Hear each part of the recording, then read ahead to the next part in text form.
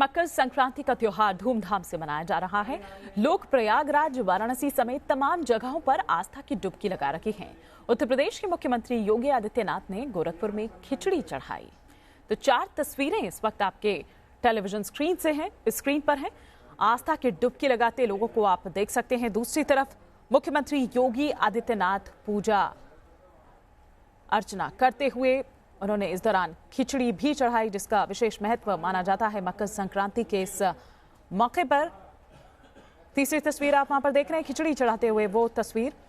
श्रद्धालुओं की जबरदस्त भीड़ देखी जा रही है। दक्षिणायन से उत्तरायण होते हैं सूर्य इस दिन, और सूर्य की ये स्थिति जो है वो बेहद शुभ मानी जाती है। ये माना जाता है कि इस दिन पवित्र स्नान से पुण्य की प्राप्ति होती है। तो मकर संक्रांति का ये त्योहार जो घाटों पर आस्था की डुबकी लगाए लोगों को आप देख सकते हैं। 4 तस्वीरें इस वक्त आपके टेलीविजन स्क्रीन पर। उज्जैन में किस तरह की तस्वीर निकल कर आ रही है, वहां पर किस तरह से श्रद्धालुओं का तांता लगा हुआ है, उत्साह देखते ही बन रहा है। आदित्य सिंह इस वक्त हमारे साथ जुड़ गए हैं। आदित्य, चाहेंगे कुछ तस्वीरें आप दिखाएं, बताएं कि क्या चल रहा है अभी वहां पर।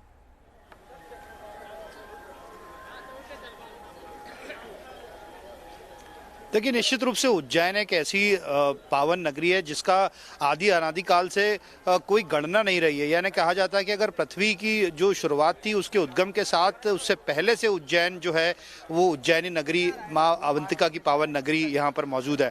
और इस वक्त हम रामघाट पर खड़े हैं। रामघाट का अपना एक महत्व होता है। भगवान राम जो थे वो यहीं पर आए थे और दशरथ जी का श्राद्ध उन्होंने यहीं किया था।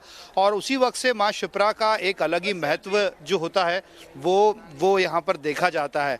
और यही कारण है कि जैसे कहा जाता है कि अगर पाप का नाश करना हो तो गंगा में डुबकी लगाना चाहिए, भक्ति को पाना हो तो नर्मदा में डुबकी लगाना चाहिए, लेकिन अगर मोक्ष की प्राप्ति करना हो तो उज्जैन आना चाहिए और मां शिप्रा में डुबकी लगाना चाहिए। तो ये आस्था की डुबकी है। आप देख सकते हैं यहाँ पर ठंड होने के बावजूद लोग यहाँ पर पहुंचे हैं बड़ी संख्या में। क्या महिला, क्या पुरुष, क्या बुजुर्ग और क्या बच्चे, सब यहाँ पर एकमत हैं। और आकर आज चूंकि सूर्य दक्षिणायन से उत्तरायण में आ रहे हैं, रात लगभग 2:07 पर ये दशा हुई है जब धनु से मकर का सफर तय किया है सूर्य ने।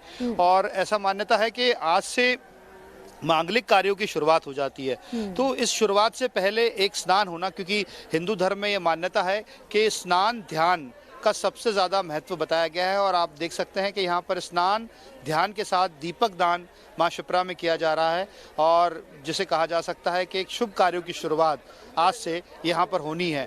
तो इसके साथ ही जो है माँ उज्जैन की माँ शिप्रा में डुबकी लगाने के लिए देश भर से लोग यहाँ पर पहुँचे हैं और माँ शिप्रा में स्नान कर रहे हैं, अपनी मनोकामना मांग रहे हैं, उन्हें दीप दान कर रहे हैं। और इसी के साथ अपने परिवार के साथ लोग यहाँ पर पहुँचे हैं। दरअसल उज्जैन की अगर बात की जाए तो नाभि केंद्र माना जाता है। अगर समय की गणना की बात की जाए तो विश्व में अगर पृथ्वी पर समय की गणना कहीं से शुरू हुई है तो ऐसी मान्यता है कि उज्जैन से शुरू होती है, क्योंकि बाबा महाकाल की नगरी है। आदि अनादि काल से इस बात की कोई गणना नहीं है कि ये कब से है। इसे आदि अनादि काल से कहा जाता है कि ये नगरी आदि अनादि काल से स्थापित है। ज्योतिष शास्त्र की बात की जाए तो ज्योतिष शास्त्र का उद्गम भी उज्जैन से हुआ था। यानी आप अंदाजा लगा सकते हैं कितना महत्व इस नगरी का है। और अगर उस महत्व के साथ में मां शिप्रा का योग बने, हमारे सहयोगी आदित्य सिंह हम तक ये पहुंचा रहे हैं। हालांकि घाटों पर अभी उतना ज्यादा लोग नहीं नजर आ रहे हैं, लेकिन जैसे जैसे दिन चढ़ेगा जाहिर सी बात है कि भीड़ और ज्यादा बढ़ती चली जाएगी। सुशांत मुखर्जी भी हमारे साथ जुड़ चुके हैं वाराणसी से। वहां पर किस तरह की तस्वीर सामने निकल कर आ रही है, चाहेंगे सुशांत आप हमें वहां की तस्वीर दिखाएं। लेकिन जिस तरह से हम वहां पर देख पा रहे हैं कि सुबह सुबह लोग पहुंच चुके हैं, ठंड का कोई असर दिखाई नहीं दे रहा अभी आज के दिन तो कम से कम।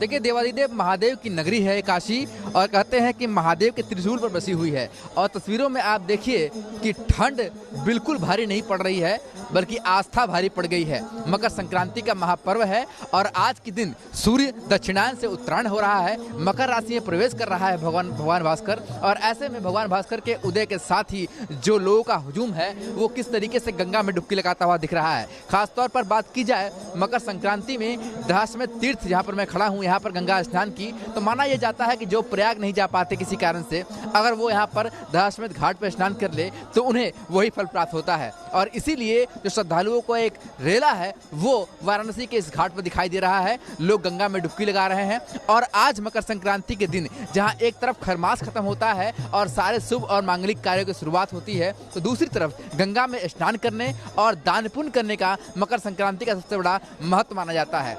महत्व पुराणों की अगर बात करें तो उसके अनुसार आज के दिन अगर पवित्र नदियों में गंगा स्नान किया जाए और तिल और खिचड़ी का दान किया जाए तो उससे न सिर्फ पापों से मुक्ति मिलती है बल्कि घर घर में धन धान्य और अन्न की कभी कमी नहीं होती। और इसीलिए आज के दिन खासतौर पर लोग गंगा स्नान के साथ दान का भी विशेष ध्यान रखते हैं।